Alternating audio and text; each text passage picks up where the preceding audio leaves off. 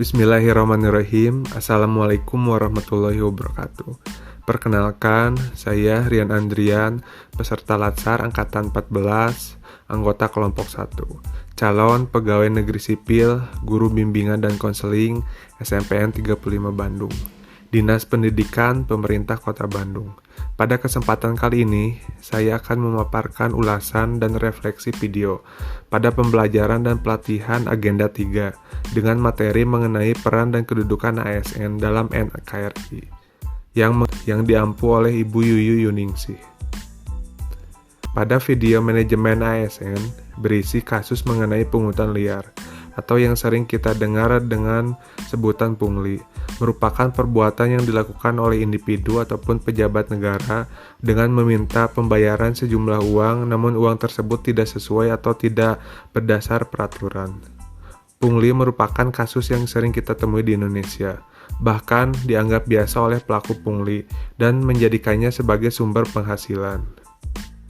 Pungli termasuk dalam kategori kejahatan jabatan, di mana dalam konsep kejahatan jabatan dijabarkan bahwa pejabat demi menguntungkan diri sendiri atau orang lain menyalahgunakan kekuasaannya untuk memaksakan seseorang untuk memberikan sesuatu atau untuk mengerjakan sesuatu. Adapun latar belakang berdasarkan analisis singkat terkait kasus pungli, yakni birokrasi yang berbelit-belit, kemudian wewenang yang tidak terkendali, motivasi untuk memperkaya diri, dan kurangnya pengawasan serta pertanggungjawaban pelaksanaan. Pungli yang dilakukan menimbulkan banyak dampak negatif, mulai dari merusaknya tatanan peradaban masyarakat, karena secara psikososial akan merusak nilai-nilai luhur tentang pengabdian, pelayanan, dan ketulusan, serta menghambat pembangunan negara karena pungutan-pungutan tersebut tidak masuk ke kas negara, melainkan ke kas pribadi. Hilangnya kepercayaan masyarakat terhadap pemerintah juga.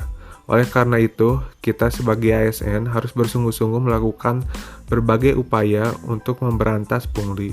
Bahkan lebih dari itu, harus berupaya maksimal untuk mencegah jangan sampai adanya pungli.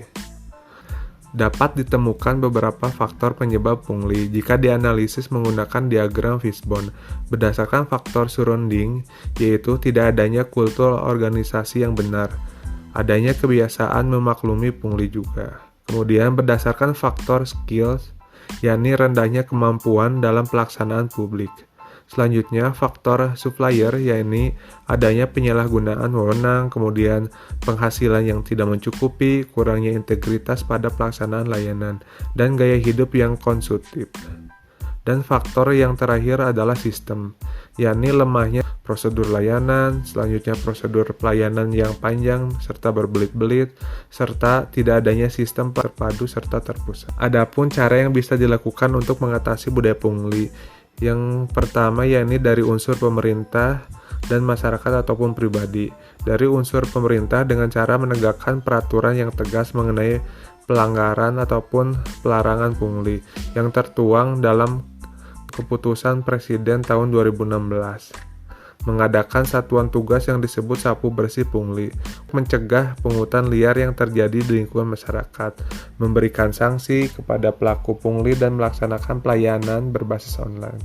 Dari unsur masyarakat ataupun pribadi, yaitu dengan membentuk sikap tanggap jika ada kegiatan yang berbau pungli, wajib melaporkannya, dan mengikuti prosedur pelayanan dengan tertib sesuai SOP yang berlaku, meningkatkan integritas dan disiplin dalam bekerja, serta menanamkan nilai-nilai dasar aneka dalam menjalankan setiap tugas dan kewajiban, serta membiasakan hidup sederhana, menjauhi perilaku konsumtif, dan menyadari tugas utama ASN adalah melakukan pelayanan publik secara maksimal.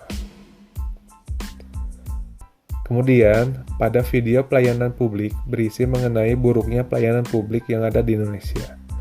Buruknya pelayanan publik di Indonesia diakibatkan masih banyaknya pelayan publik ataupun ASN yang belum mampu menerapkan prinsip-prinsip pelayanan publik mulai dari partisipatif, transparansi, responsif, tidak diskriminatif, kemudian mudah dan murah, serta efektif dan efisien, aksesibel dan akuntabel, serta berkeadilan. Hal tersebut berdampak kepada kerugian masyarakat dan negara, Birokrasi yang buruk akan menurunkan citra instansi ataupun pemerintah, munculnya ketidakpercayaan masyarakat kepada pelayan publik. Hal yang dapat dilakukan sebagai solusi untuk menanggulangi permasalahan pelayanan publik, di antaranya perubahan pola pikir dan budaya pelayanan publik yang menerapkan prinsip-prinsip pelayanan publik, memberikan reward dan punishment yang seimbang juga. Perlu adanya kebijakan pemerintah untuk mendorong pelayanan publik yang sangat prima.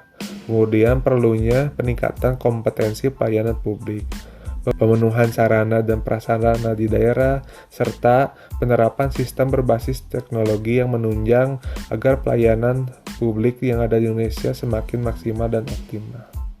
Cukup sekian ulasan dan refleksi dari video yang dapat saya utarakan. Terima kasih banyak. Wassalamualaikum warahmatullahi wabarakatuh.